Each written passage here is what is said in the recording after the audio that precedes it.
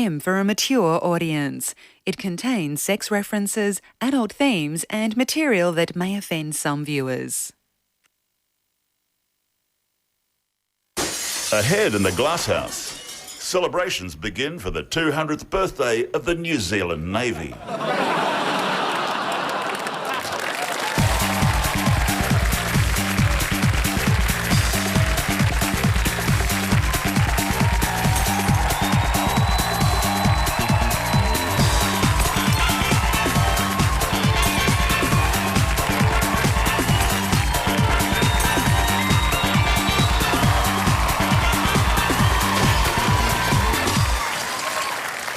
It's Bob Geldof's birthday.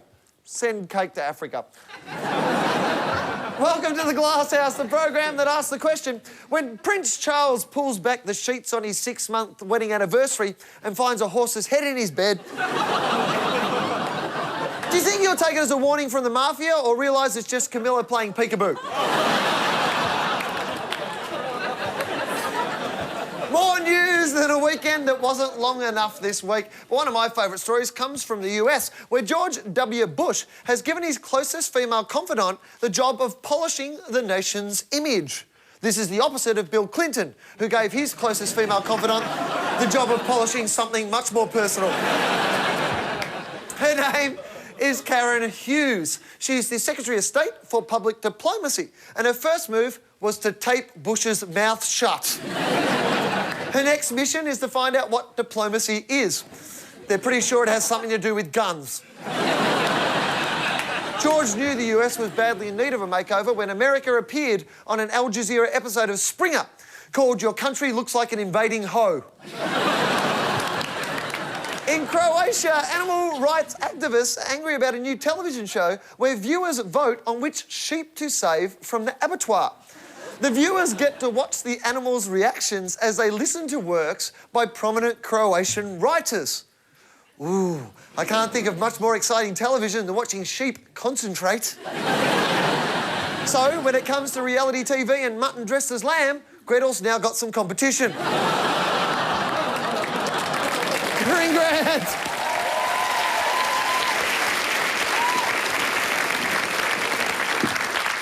Insect news, Creepy Willy. And it is. Under a plan to help Australia's most lucrative tourists, backpackers, all new hostels will have to provide washed mattress and pillow covers to reduce bedbug infestations. Wouldn't it just be easier to wash the backpackers? But you can tell which hostels are more likely to have bedbugs. They're the ones flying the Union Jack out the front. They're disgusting. Disease-ridden, creepy crawlies breeding in mattresses, scuttling over each other in the dark to suck on some unsuspecting holiday maker. But they still shouldn't have to put up with bedbugs. Maybe the Tourism Bureau just needs a slogan that'll make the backpackers feel better. What about Scratch Me Happy? That way they'll be thinking, I'm itchy, but I could get lucky. Or forget changing the linen and just scrub the backpackers down with wire brooms and a fire hose. It'll keep them clean and give those work for the doll kitties something fun to do for once. Thank you! Yay! I'm mystified this week, mystified. I read a report that apparently professional, perfectly healthy British women in their 30s are choosing to have IVF to get pregnant because they haven't got time to have sex. Well, if they were with me, they'd have time to have sex. Because I only last 30 seconds. Seriously, how quick are they doing the IVF? Is there bloody IVF drive-thrus? They drive up in their car, bloody, you know, open their legs and go, oh, you know, I'll have 2, thanks. No, why not upsize me and give me 3? It's ridiculous. I can't believe it. And it's bloody expensive too. It costs $5,000 at least to have these IVF bloody things. I mean, they're professional women. They say they can afford it. What, you earned the money. I earn money so I can have sex, not avoid it. Bloody ridiculous. I mean, bloody Shane Warne's been over there. Just use him.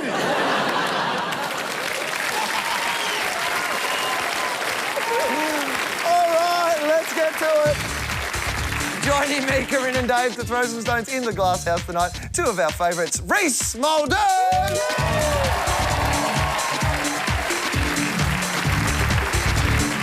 And Jean, Kittson!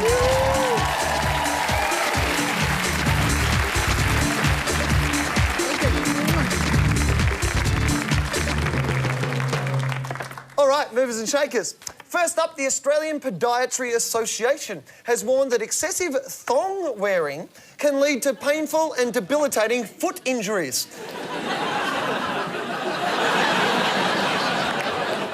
Yes, the desire to look cool can come at a price. $4.95 at Target. The problem is you have to curl your toes to keep thongs on, which is the opposite of what you're supposed to do. This can lead to toe retraction or hammer toes. And once you've got hammer toes, you can only move your feet like a washed-up 80s rapper. Can't stop. Hammer toes. There's also a danger of ingrown toenails and fungal infections. But let's look on the positive side. If your fungal infection grows big and lush, you won't have to wear socks in winter. Rhys, you're a man of style and grace. Do you like a thong? Yeah, speaking of the grand final, it was... I realised that... there was probably someone wearing thongs at the grand final. But I realised that the grand final was a little while ago, but I've got to talk you through... Which grand final, The mate? AFL grand final. Right. Yeah, but anyway, I've got to talk you through my favourite moment of the AFL grand final. Okay, yeah. If anybody saw the grand final, it was obviously a very tense Oh, match. People on the edge of their seat. Absolutely. But my favourite moment was at half-time when I introduced Shannon Knoll to Will Anderson. This was, I've got to tell you, you're going to have to talk us through this a little bit, Will, because I'll just paint the picture. Yeah. So I'm there talking to Shannon Knoll. He's a very nice bloke who I've met a few times, you know. And then Will goes, "Oh no, there's Shannon Knoll. I'm always bagging him on the glass house, right?" And then Will sort of, I say, "Do you want me to introduce him?" He's going, "No." And then I'm over there talking to Shannon. And he goes, "Is that Will Anderson? He's always bagging me on the glass house." Sorry, wait. He would have said...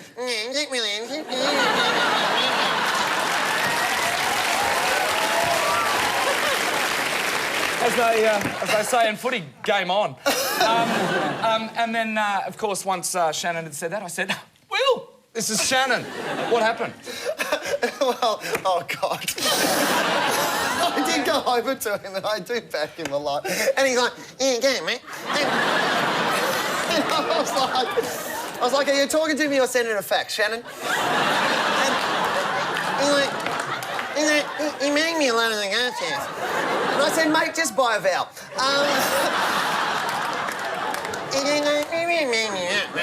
And he This is appalling. Because I can imagine how friendly you were to him on the day, and then bloody week later...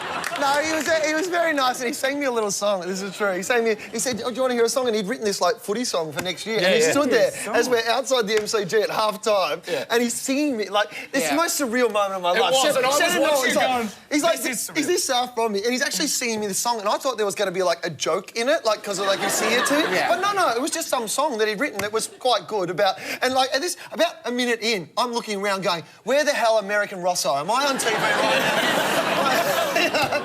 And he finished it and he goes, "What did you think?" And through my head I was going, "You've just got to say something really nice." So I just looked at him and I went, "That's what I'm talking about."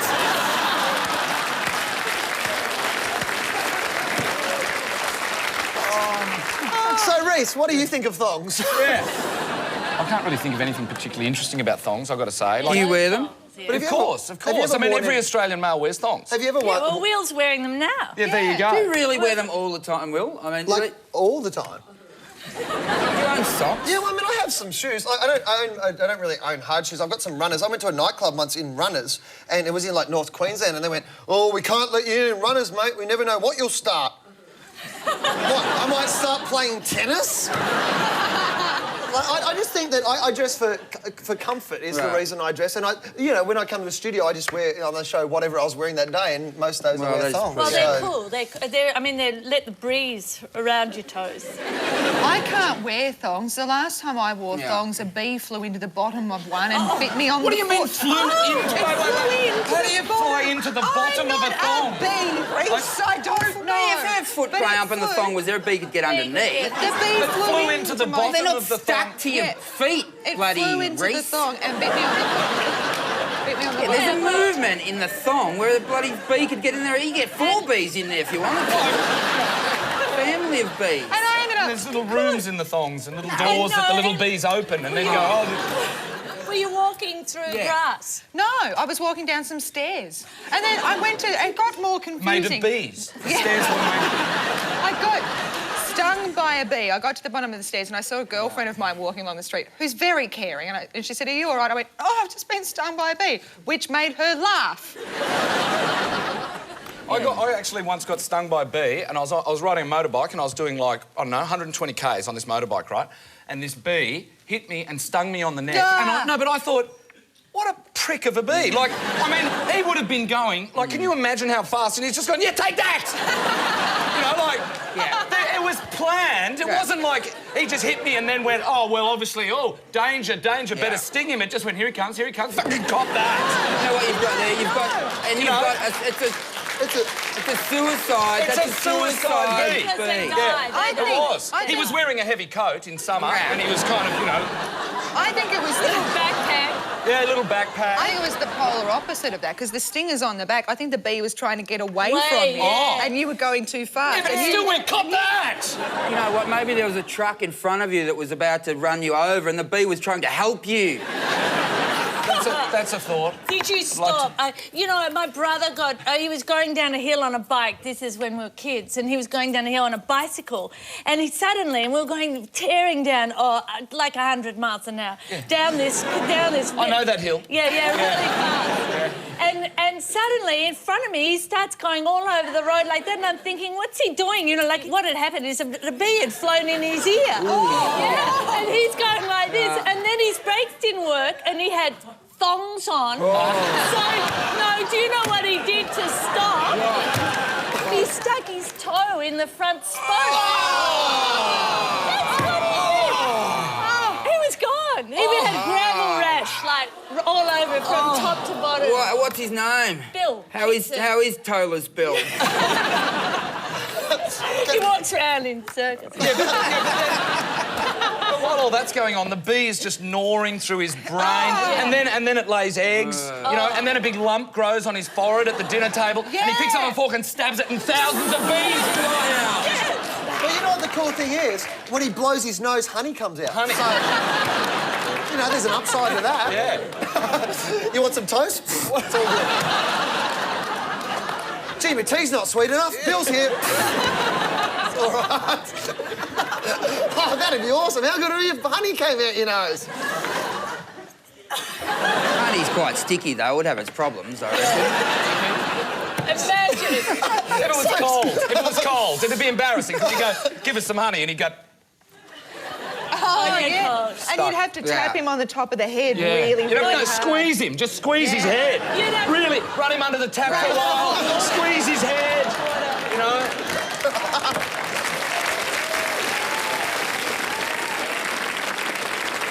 Our favourite movers and shakers are Australia's ballet dancers who are concerned about the increasing use of nudity in dance and the rate they're paid to get their gear off on stage. Under the award, dancers get a nudity bonus of $15.60 per performance. That's not much to take your clothes off. Strippers get more than that, and they don't tip the ballet. The bonus is called a loin loading, not to be confused with the other loin loading, which involves male dancers sticking a pair of socks down their leotard. But many ballets are enhanced by a bit of nudity, except maybe the Nutcracker. Jean, you've done it all as a performer. Ever had to get your gear off on stage? I have, yes, I have. This was in the 70s and I was a student at doing drama, a drama student. And we put on this very political play about female prisoners in a prison in Brisbane. And it was really... And involved nudity. Confronting. Well, what we did, we built a bit... The set was... The set and This the was audience... Pauline Hanson, the musical. Yeah. yeah. But I played Pauline and I was nude. And it was like, Pauline, meet your new girlfriend. Wow, she is a natural redhead. Anyway, so So, yeah, right. Anyway, where was I? Yeah. Yeah, and so so you're the nude, you're a student, you're with your other girlfriends. Okay, no,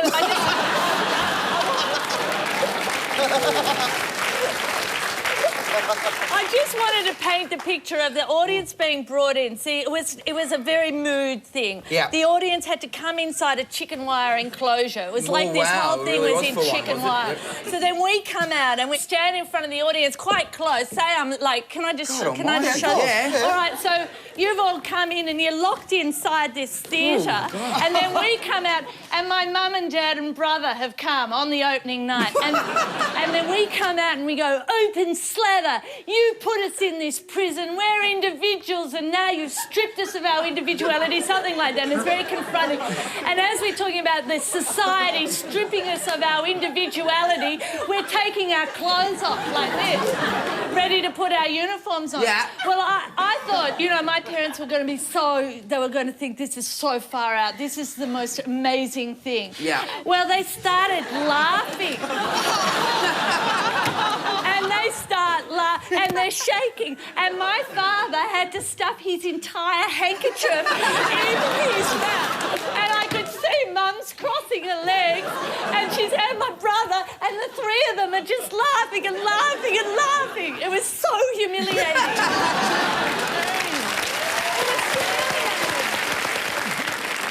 That would be, I reckon that would be the most humiliating if you were that is standing full naked on. on stage and people laughed.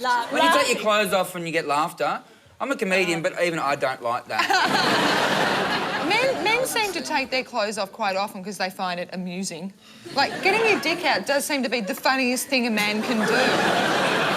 It is pretty funny. According to other men, that's hilarious. It's so funny though because when you're at the urinal, like there's that rule that you're not allowed you to. don't just- You just got to look like right. that. You're never allowed. Yeah. Although I was once at a urinal at the big day out, and I guarantee you, if you hear this, you have to look. I'm doing I'm just straight, and the guy next to me is just looking down and he's just going, "Oh, that's not right."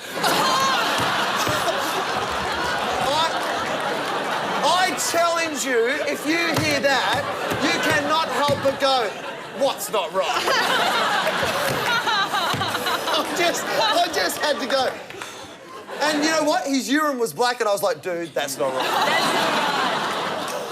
What is, because there's three guys here, I am slightly obsessed with it. What do men find so funny about dropping their pants? And that it's dropping pants and then running around going, whoa, look at me, I've got no pants on.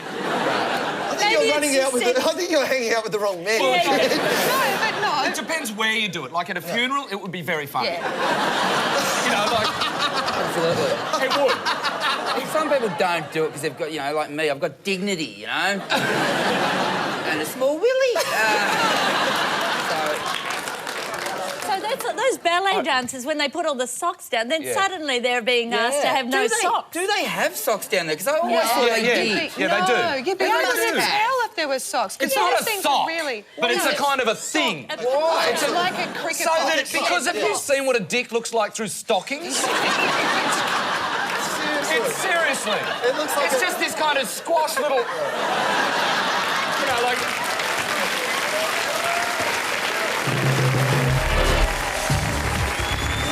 Later in the glass house, George W. Bush unveils NASA's billion-dollar plan to put every single American on the moon. And all of us will live in a safer world. Charles and Camilla start making plans for their 6-month wedding anniversary. They'll probably do something crude. And Amanda Vanstone speculates she might just be Australian of the Year. I haven't heard anybody suggest it, actually. I thought of it myself. Tonight's question on the Glass House is, what makes you stressed? Let's get some answers. What makes you stressed? Me? You. We sniffer dogs. What makes you stressed? Me? I don't get stressed. Surely. What about the pimple you've got just under on the top of your lip there? That doesn't matter, you know? What if I stare at it? That makes you stressed. See, we all get stressed sometimes. Thanks, mate. It's only a little one. It just looks great. What makes you stressed? My girlfriend's family. You will be a great parent to their grandchildren, won't you? Yes. Well, if we have grandchildren, but that's probably why they don't like me. But Well, you're not delivering it downstairs. What makes you stressed? I don't know, mate. When people don't turn up on time? Who the hell was late? Those two. It's her fault. It's her fault, always passing the buck. She gave bad directions. You can't trust her to have the directions. You're the man of the relationship, aren't you? He's my brother. Well, I'm not saying you're having a close relationship, but, you know, let's not get weird. Apologise to you, mate. Sorry. You accept that? I accept it. All right, let's move on. What makes you stressed? Being here with my 2 children. It's okay, we're going to take it to a home soon. Really? They're gonna lock you up in a home. We've got another 50, 60 years before we get to that. David, you're sweet. You look great. Oh, isn't he sweet? Keep it up, keep it up. Kiss him, kiss him. Do you want to kiss? Oh, right in the ear. It's a bit wet.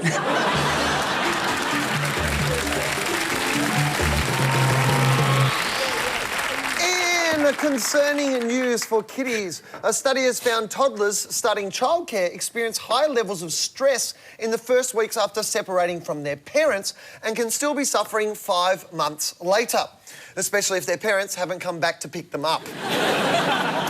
In the early weeks, you can see toddlers nervously crawling back and forth in front of the crèche, sucking on dummies. In the worst cases, they go through a pack a day. Husey, I'd like your help. Yeah, I want you to be a stressed toddler.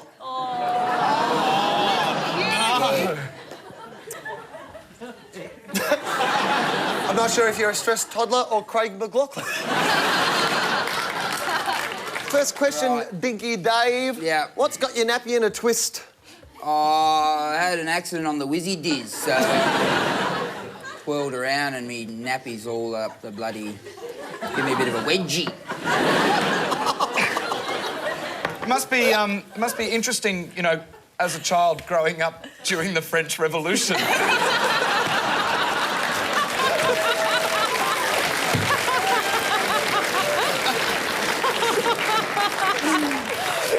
Are you making fun of my haircut? Where did you get that haircut? What side of the family did you get it from? I get From that Jean-Pierre. I don't know, just grew on there. But people must love your hair. They must play with your hair. They do play with my hair, yeah. Yeah, and do you like that? I He do. cuts their heads off with a guillotine. What's your favourite activity at childcare? I like to eat bananas. Really? You're not into, like, finger painting or dress-ups? Do you like dress-ups? I do like dress-ups, yeah. I like to pretend I'm a girl. Here's the hot tip. It's working. Do you have a best friend? Yeah. Yep. What's the story there? We're best friends. Pretty short story, that, yeah. What's your best friend's name? I call her Emily. Is she a real person or is She real? Yeah. She's real to me. Is she an imaginary friend? Well, how do you know? What do you do? What do you do with Emily? We play on the swings. Right. Do you play doctors and nurses? Sometimes we play on the seesaw. Oh, do you? Yeah. She's very light. Very hard. I say, push down, Emily! You're embarrassing me in front of the other children. They think you're not real. What do you want to be when you grow up? With the blonde hair, I'm hoping to be a publicity whore. What's the best thing about being a kid? Best thing is the fact that I can steal and I don't have to go to jail. And do you steal? Oh, I steal like a little stealer. What do you steal? I steal money. Where from? Where from? From purses. And from old women who are asleep. It's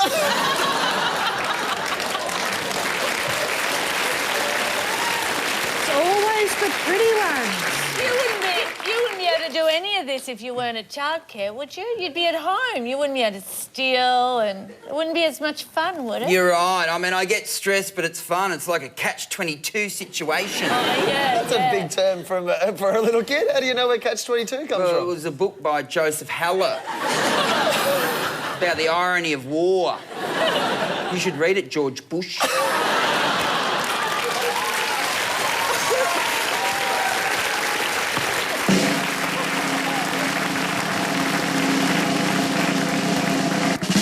Yes, it's time to award the coveted Glasshouse Trophy, which this week is called. And the winner of the Roto-Rooter Dodgem Penis is a woman in Germany who hadn't been able to get pregnant for several years, but is now conceived thanks to a ride on a particularly fierce roller coaster. I thought in amusement parks you were only meant to put your balls in the clown's mouth. After making love at home, the couple visited their local park, which has one of the world's fastest and most acrobatic roller coasters. According to their doctor, it was the roller coaster's G-force which pushed hubby's swimmers up into her water slide. In fact, the G-force was so great, the girl in the seat behind got pregnant too. So the trophy goes to the German roller coaster mum. If you plan to use a ride to conceive, please take note of the instructions. For example, keeping your hands inside at all times won't help. Well, that's what it is for Wednesday, October the 5th. Thank you, Jean. Thank you, Rhys. And let's take a look at tomorrow's headlines. The Courier Mail has Tigers still celebrating grand final win.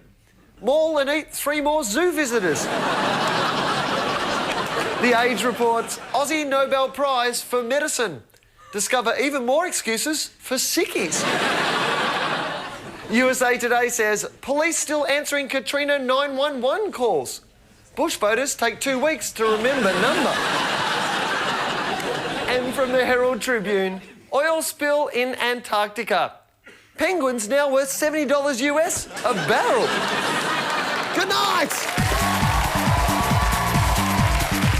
If you live in the Sydney area and you'd like to be in the audience for the Glass House, call 02 9383 4741 tomorrow. That number again. 02 9383 4741.